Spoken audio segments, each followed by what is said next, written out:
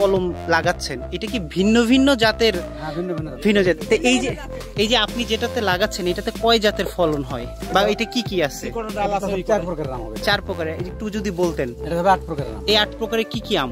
এই জাতগুলো বেনানা বেঙ্গল আছে, বরমতি আছে, আচ্ছা, বাড়িপুর আছে, রূপলি আছে, আচ্ছা, লালপনে।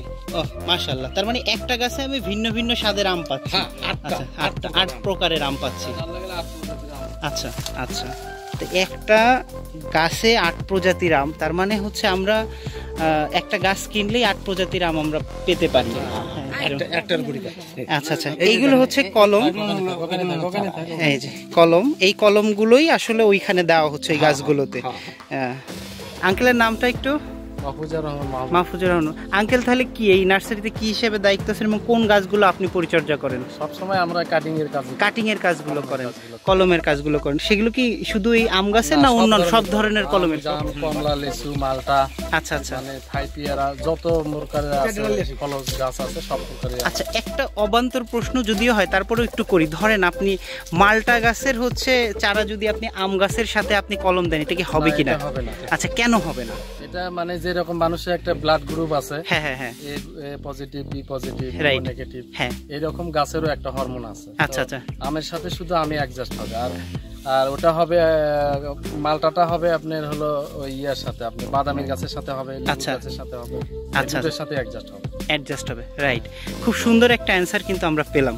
কারণ হচ্ছে অনেকেই আমরা করি যে কলম দিলে তো এটা ডালের সাথে যে কোনো ডাল জোড়া দিলেই হয়তো বা হয়ে যেতে পারে, কিন্তু এটা কিন্তু হয় না। এটা আমরা একটা গ্রুপ আছে, গ্রুপের জন্য এটা মানে সাধারণত হয় না। এই গ্রুপটা আপনারা কিভাবে নির্ণয় করেন? এটা কি জাস্ট প্রজাতি হিসেবে? এটা আমরা করে দেখছি। যেমন আমরা যদি এই যে ধরেন এটা হলো লটকনের গাছ, লটকনের গাছ যদি পিয়ারের গাছে দেই, এটা অ্যাডজাস্ট হবে না। আচ্ছা, হয় না, গাছটা জার্মিশন হয় না। বোঝা গেল যে এটার মানে এটার সাথে সে কাজ করছে না, ম্যাচ হচ্ছে না।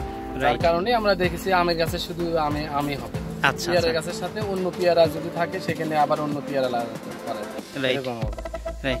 একটা প্রশ্ন একটু করতে পারি যে এই যে ধরেন যে 8টা প্রজাতির গাছ এখানে আছে, ধরেন এই আম গাছ, এগুলো আপনারা কেমন মানে কিরকম দাম, একটা যদি কাস্টমার আপনাদের কাছ থেকে নিতে আসে কেমন দাম হয়, রেঞ্জটা যদি একটু বলতেন? মূলত আমরা ঢাকা শহরের জন্য প্রসেস করতেছি। রাইট, ঢাকা শহরে মানে বিভিন্ন জাতের আমগুলো দেখলে পারে ওরা মানে আকর্ষিত হয়। একটা গাছে 5টা 7টা 10টা আম আসতেছে, আমরা এক জায়গায় পাইতেছি, তাতে ওরা ভালো মনে করবে, তাতে ওরা 2-4 বেশি লাগলেও বেশি মনে করে না, তাতে মানে গৃহস্থ বা নার্সারির মালিক এরা তো ছাদ কৃষি হিসেবে ব্যবহার করতে পারবে, ছাদের উপরেও লাগাইতে পারবে, ছাদে বাগান করতে পারবে। তো এগুলো কেমন দাম হয়?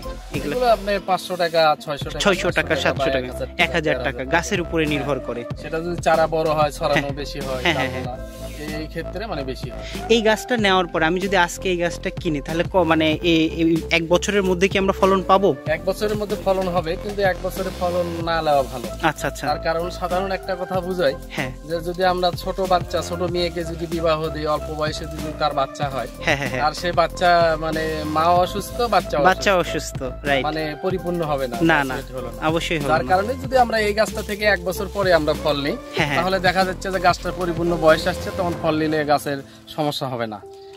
যার কারণে 1 বছর বা 2 বছর গ্যাপ দিলে পরে গাছটা স্বাবলম্বী হয়, ভালো হয় তাতে। আচ্ছা, আপনি এই নার্সারিতে কত বছর আছেন আঙ্কেল? আছি প্রায় 30 বছর। আলহামদুলিল্লাহ, 30 বছর আছেন। আঙ্কেলের সাথে অনেক কথা হলো, আঙ্কেল অনেক বিষয় আমাদেরকে জানালেন, তো ধন্যবাদ। দর্শকরা আপনারা দেখতে পাচ্ছেন নার্সারিতে আমাদের বিভিন্ন ভাইয়েরা কাজ করছেন এবং কলমের কাজগুলো করছেন।